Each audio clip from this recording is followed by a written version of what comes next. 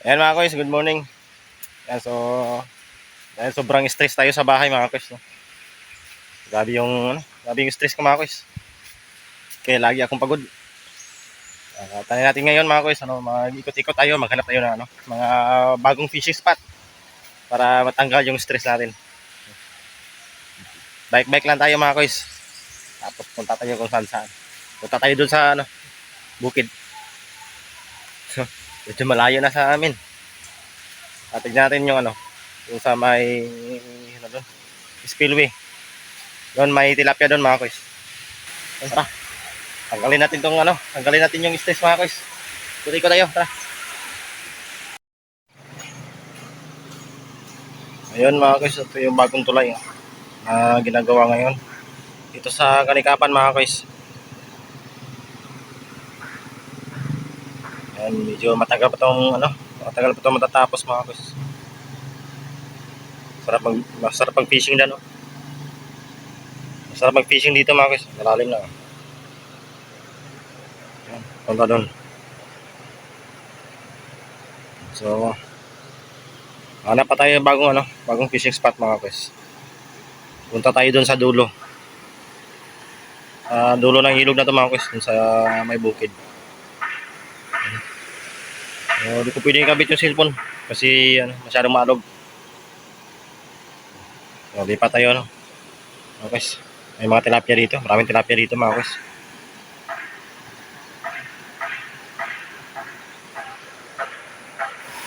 Yan, ito mga kois. Maganda mag-fishing dito mga kois. Maganda magtaan. Maraming kasili dito. Lalo na kapag bumabaha mga kois. May mga kasili diyan nakasiksik sa may puga.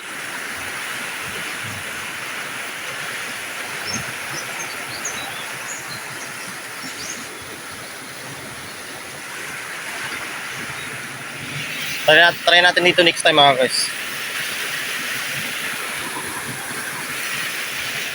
Lipat tayo. Yan, ito naman mga guys sa kabilang ilog. Sa Masabod. Sirang-sira na mga guys. Punta dun. Ito ay ginawang quarrying site mga guys. Sirang-sira na yung ilog.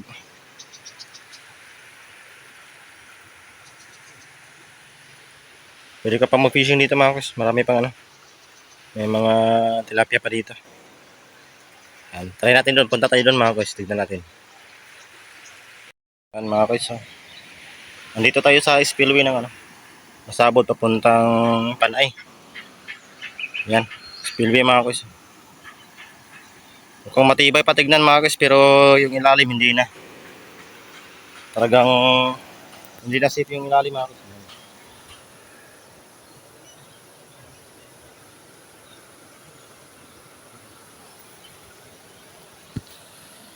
Malaki na yung butas sa ilalim mga guys. Talaga ngayon yung tubig mga guys wasak na dyan mga guys. Maraming dito, maraming tilapia at saka kasili. Tignan natin yun mga guys. Tignan natin yung butas dun. Nakita ko maraming tilapia mga guys dyan sa ilalim mga good size na tilapia. Kaya dito medyo mayan. Yan, so maganda din mag-fishing dito mga guys. Hindi ka masisiro dito ng tilapia. Daming tilapia. Yan yun mga guys.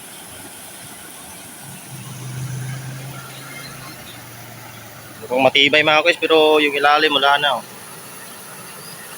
Talagang tanggal na yung kalahati mga guys.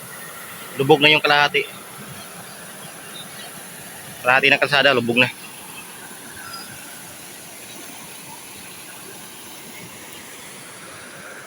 Tawag natin dito mag-fishing mga guys. Sa susunod. Ayan.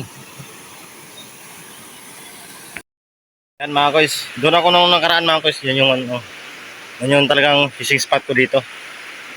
Yan. Yung may mga butas ng kasili. Ano? Yan talagang may kasili dito mga guys pag ganito.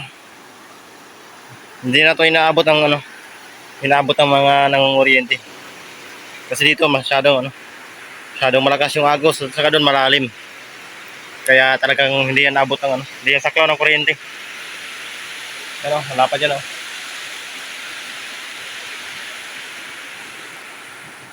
Ayan. Guys, wala muna tayong fishing ngayon mga guys. So, try ko muna mag-ikot-ikot para matanggal yung aking stress. At sa ano na kasi, tanghali na rin kasi mga guys. So, wala na tayong oras para maghukay pa ng bulati saka magayos ng pataw. Nasira yung aking pataw kaya ngayon ikot-ikot muna tayo. Tingnan natin doon mga guys sa ibabaw. Baka may makita tayong mga bagong fishing spot. Pero halos lahat dito mga guys napuntahan ko na. Napunta doon sa ibaba, yung kabilang ilog. Saka doon sa kabilang ilog naman mga guys, napuntahan ko na rin lahat yan. So, pero hindi rad yung gamit ko, hindi dala or casting net mga guys. Tara, tignan natin doon. Yan, kung ilog yung mga guys, ilog yung pupuntahan nyo dito para mag-fishing. Wala lang ibang mapuntahan dito. Dito na lang talaga mga guys, puntang bukid. Talagang walang galing sa bukid papunta doon sa papuntang dagat, talagang wala namang malalaking isda. Yung sa kabila na sinasabi ko mga guys, sobrang linaw oh. Linaw mga guys. Dito lang yung banda malalim at saka doon. Saka dito. Yung pinaghukayan ng yung kanyang pinaghukayan ng mga parista mga guys. Ayan oh. Patungan ng balde. Malalim yan. So doon na try na natin mga guys, subukan natin doon. May mahuli tayong may nahuli tayong talangka at saka paitan. Saka diyan mga guys, paitan. Ayan. So ayan mga guys, so hindi na lang ako tutuloy doon sa ibabaw mga guys kasi may mga tao doon nagka-aquarium mga guys. Kaya huwag na tayong tumuloy, baka makadisturbo tayo mga guys. So ang gagawin ko na lang mga guys, iikot ako doon. Babalik ako doon sa daanan. Iikot ako papuntang kabila. May pupuntahan tayong mga sapa mga guys. Titignan natin kung may laman ba. Mas maganda talaga kung may GoPro mga guys para hindi na ako hinto ng hinto para kumuha ng cellphone. Yung nakaraan kasi yung GoPro mga guys, nandito ko lang dito ko lang nilalagay sa ulo at dito sa bandang dibdib mga guys. Kaso wala na. Kailangan ibenta mga guys para magamit. Ayan. So, huwag nating balikan yung nakaraan ko. Baka malungkot tayo lalo mga guys. Iniisip yung nakaraan. Ayan. Tara. Punta tayo doon mga guys. Ayan. Meron ding fishing spot dito mga guys na dito ko nakita yung pinakamalaking tilapia. No, sa buong buhay ko mga guys, doon na ako nakakita ng pinakamalaking tilapia talaga. No. Sobrang haba talaga mga guys. Talagang yun yung mga tilapia dati mga guys, ganun talaga kalaki. Ngayon kasi wala na. Maliliit na lang yung natitirang tilapia dito mga guys. So di ko masukat yung laki ng tilapia mga guys dito sa amin. So, basta yun yung pinakamalaking tilapia na nakita ko. Dito mga guys. Yan. So dito ko nakita dati mga guys. Mababaw lang to dati diyan. Mababaw dito sa gilid, doon yung malalim. Saka may lumang anong tawag diyan mga guys, yung saluran. Diyan yung dati diyan sumasabit yung mga isda mga guys. Marami nang gumagawa diyan sa bukid.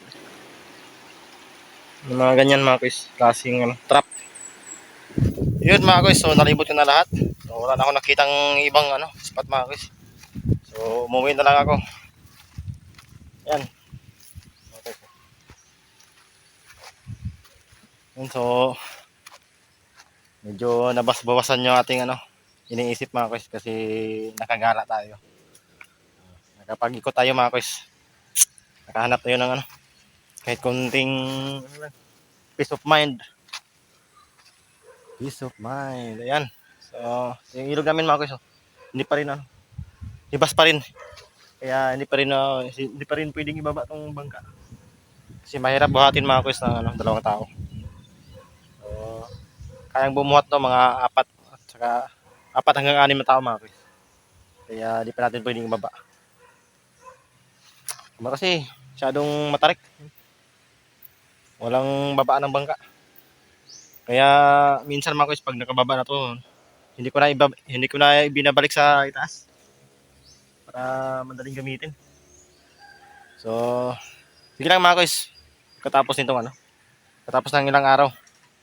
So, aabutin to ng high tide. Kaya pwede nating ibaba. Ayun, hanggang doon lang muna mga kuys. No? Maraming salamat sa panonood. Kahit wala tayong fishing ngayon. Next time pala ulit mga kuys. Bye-bye.